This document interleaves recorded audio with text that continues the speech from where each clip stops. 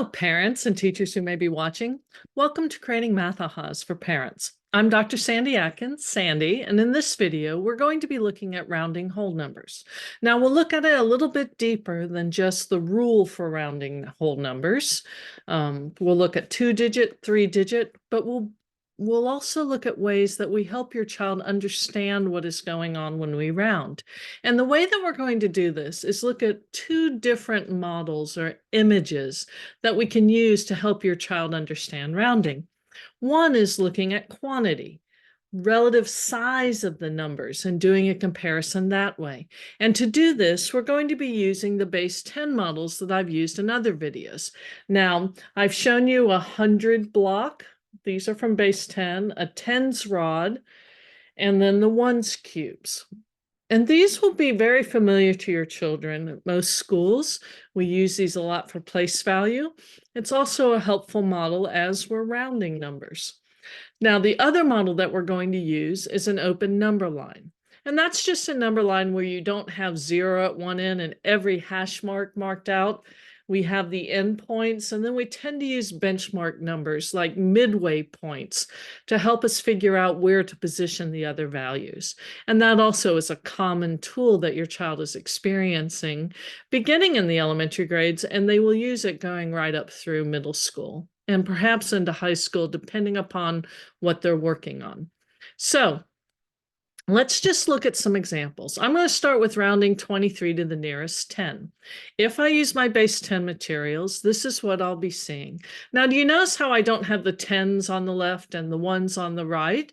With this model, location of the materials isn't important. It's going to be 23 no matter where I put those materials. So I have 23. And now to round to the nearest 10, we need to decide what are the tens that 23 is between. So it's going to be between 2 tens, 20, and 3 tens. Those are the decades the number is between. Now, when you compare those quantities, the materials we're using, which quantity is it closer to? Well, it's going to be closer to 20. If we use the open number line, our endpoints are going to be the tens that it's between. See, that's a really important thing to understand, is that if we're rounding to the nearest 10, can you name the tens a number is between? And a little bit later, I'll show you an example using a 3-digit number. Now, we use that benchmark, like I said, the midpoint, which in this case is 25, and then that helps us decide where we're going to put 23. Is 23 going to be closer to the 20 end of that number line or the 30 end? Well, it's closest to the 20 end. So if we round to the nearest 10, the closest 10, it would be 20. Now let's look at a number at the other side of that halfway point, 38. If you'd like, pause the video and try to do the problem yourself or have your child do the problem with you. We start with 38, that picture for 38 or a drawing for 38. Now what tens is it between? It's between 30, 3 tens, and 4 tens. What's it going to be closer to if I'm building it, right? Well, it'll be closer to the 4 tens. Now, open number line, what would my endpoints be? 30 and 40, the tens it's between.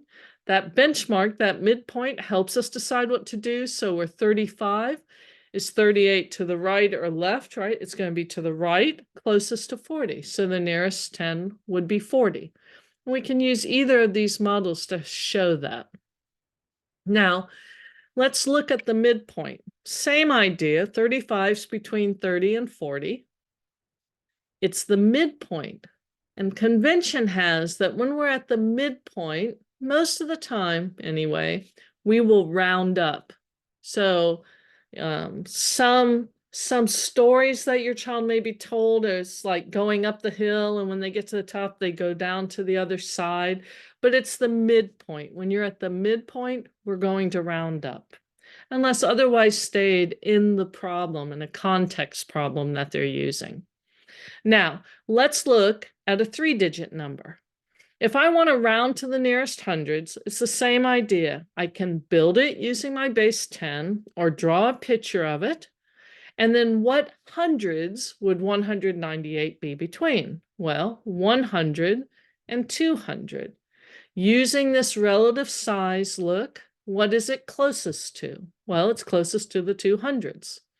Using the open number line, think, what would the endpoints be? Well, the hundreds it's between. So there, what's our midpoint, that benchmark number that's going to help us? Well, 150. And you already know, right? Is it going to be the right of 150 or to the left? Closer to 200, closer to 100. Now, in this particular case, it's very close to 200, right? And my drawing is even off. I should be even closer. But you see 198, rounding to the nearest 100 is 200. Now, I picked this number because when you round it to the nearest 10, that brings a lot of confusion for your children. At least very often it does for many children. Now, I can start the same way. And I want to think of the tens it's between. So 198 is between 190, and it's actually between 200. And that's where the confusion goes, because the children are used to looking at 200 and seeing a 0 in the tens place. See, they're okay with the 9 in the tens place in the 190, but they also want to say it's between 90 and 100. That's not true. It's between 190 and 200. And to help your children understand that 200 can also be thought of in terms of tens. See, we can replace that 100 with 10 of the rods, right? We could use 10 of these to represent the 100. So see, we have 19 tens and 20 tens. I could have done the same with that center picture. What is the nearest 10? Well, 200. Okay, but it's helping children understand that when I build numbers with hundreds, tens, and ones, there's more than one way to do that. I can make 198, as I did in the center, with 100, 9 tens, and 8 ones, but I could also do it with 19 tens and 8 ones, or 198 ones. I could actually do it with 15 tens and 48 ones. That flexibility of working with tens and ones and hundreds is very important for your child, not just for this activity, but with computation, to be fluent with computation when they use the old algorithms of regrouping, of thinking about numbers in equivalent ways. A very important idea. So in this case, which 10 is it closest to? 200.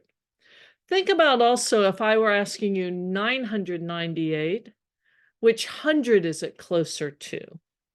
Well, between 900 and 1000. Children have that same problem there of realizing that 1000 is the same as 10 hundreds. So it's a parallel challenge for them.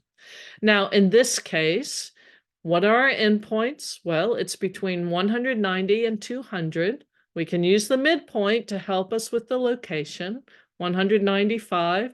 We're closer to 200 on this one. So the nearest 10 is 200.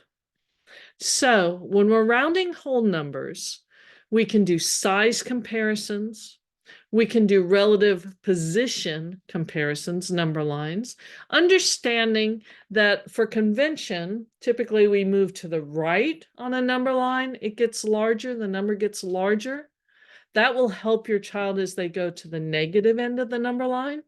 Numbers to the right are larger. That's why -3 is larger than -11. Also a vertical number line, as we move up, numbers get larger. Okay, so that relative position on number line can help us. And then we really want your child to be able to name the tens a number is between, the hundreds the number, the thousands a number is between. And when they get to decimals, the tenths it's between, or the hundredths it's between. And so that number, knowing what it's between, is going to be determined by what place we're rounding to. So if you found this video helpful, please give it a thumbs up. Please share it with others. If you would subscribe to the channel, it would really help the channel up. Turn on your notifications so that you know when other videos are available. Thanks so much for watching.